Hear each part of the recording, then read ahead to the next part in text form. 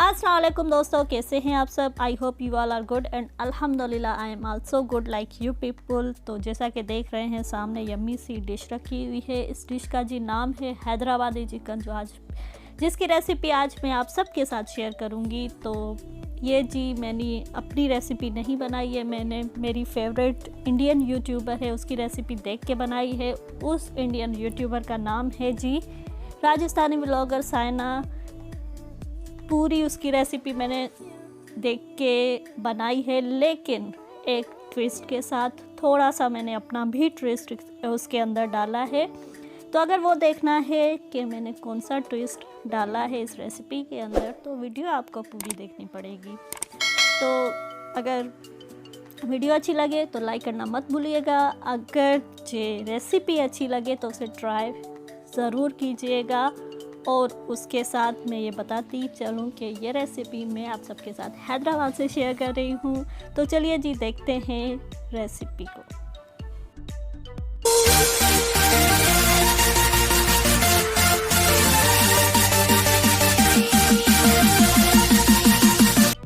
Welcome back to my channel, welcome back to my another new brand video. तो जितने भी ingredient मैं आपको दिखाऊंगी, अभी आपने क्या करना है, ग्राइंडर में डाल के इनको ग्राइंड कर लेना है।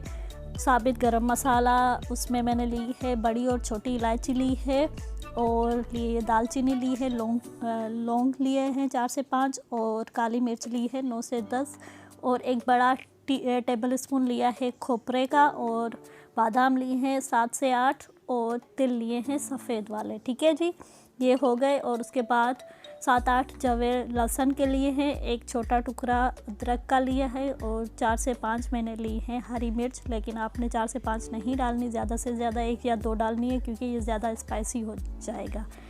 ठीक है जी, अगर आप स्पाइसी खाते हैं तो डाल सकते हैं। तो जी अब आते हैं मैरिनेशन पे। हम करेंगे चिकन को मैरिनेट। तो उसके लिए मैंने नमक लिया है, लाल मिर्च ली है, और धनिया पाउडर और ज़ीरा पाउडर लिया है। ये चारों इंग्रेडिएंट डाल के और उसके साथ दही डाल के अब मैरिनेट कर लेंगे चिकन को। और दही मैंने एक जो छोटा कटोरा है वो लिया है दही का, और ये घर का बना हुआ दही है, बाहर का नहीं है। ठीक है जी, इसको अच्छे से मिक्स करके और रख देना है जी। इसको पूरे 1 घंटे के लिए आपने फ्रीज़र में रख देना है, ताकि इसमें अगर आप बाहर रखेंगे तो भी चलेगा, लेकिन फ्रीज़र में डाल के रख देना है। ठीक है जी, ये हो गई मैरिनेशन। अब इसको ढक दें और रख दें। ठीक है जी। तो जब तक ये मैरिनेट होता है तब तक हम जो मैंने मसाले दिखाए थे वो ग्राइंड कर लेते हैं। तो जी अब बनाते हैं हैदराबादी चिकन को। उसके बनाने के लिए मैंने देगची रख दी है चूल्हे पे, और उसके अंदर ऑयल डाल दिया है। आप जितना ऑयल खाते हैं उतना डालिएगा। और उसके बाद 2 मैंने प्याज चॉप करके रखी हुई थी वो डाल दी, और ये मसाला जो मैंने ग्राइंड करके रखा हुआ है ये अब उस प्याज में डालेंगे। और जब तक आपकी जो प्याज है वो हल्की सी सौते नहीं हो जाती तब तक मत डालिएगा इसे। ठीक है जी। तो चलिए जी डालते हैं इस मसाले को। ये सौते हो चुके हैं मेरी प्याज, तो मैंने इसके अंदर डाल दिया है, और इसको भूनना है अच्छे से, ताकि मसाला और ऑयल जो है वो सेपरेट ना हो जाए। तब तक इसे भूनना है, और ख़याल रखें जल ना जाए, तो स्पून चलाते रहना है। ठीक है जी, ये जी हो चुका है, भुन चुका है। अब मैं इसके अंदर डालूँगी चिकन जो मैंने मैरिनेट करके रखा हुआ था वो डाल देंगे। तकरीबन इसको भूनने में लगते हैं 10 से 15 मिनट, क्योंकि आप मीडियम आंच पे से भुनना है, तेज़ आंच पे नहीं भुनना। ठीक है जी, ये मैंने जो सबसे पहले क्या करना है, जो चिकन के पीसीज हैं वो डाल देने हैं। ठीक है, ये देख सकते हैं मैं चिकन के पीसीज इसके अंदर डाल रही हूँ। ठीक है, चिकन के पीसीस डाल के और एक बार स्पून चला के, और उसके बाद जो मसाला वो बचता है ना वो डाल देना है। अब जी ये इसको पकाना है। कितने मिनट तक पकाना है? 10 मिनट तक पकाने के बाद अगर आपके पास कश्मीरी लाल मिर्च है तो वो उसके ऊपर डाल दें कलर के लिए। ठीक है जी, कश्मीरी लाल मिर्च में ज़्यादा तीखी नहीं होती।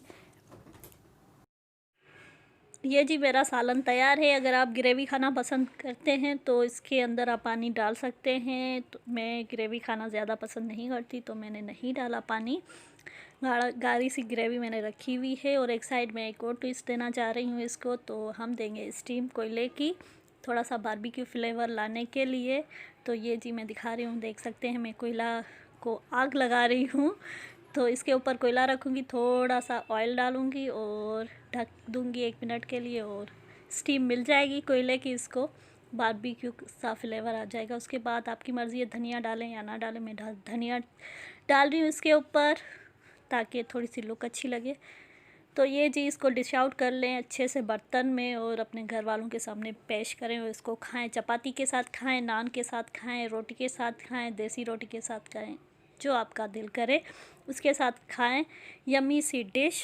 तो ये जी आज की मेरी थी रेसिपी। अगर रेसिपी पसंद आई हो तो लाइक करना मत भूलिएगा और शेयर कर दें अगर दिल कर रहा है तो, वरना आपकी मर्ज़ी है। और अगर आप मेरे चैनल पे न्यू हैं तो सब्सक्राइब करें और अच्छे अच्छे खाने खाते रहिए और अपना बहुत सारा ख्याल रखिए। अल्लाह हाफ़िज़।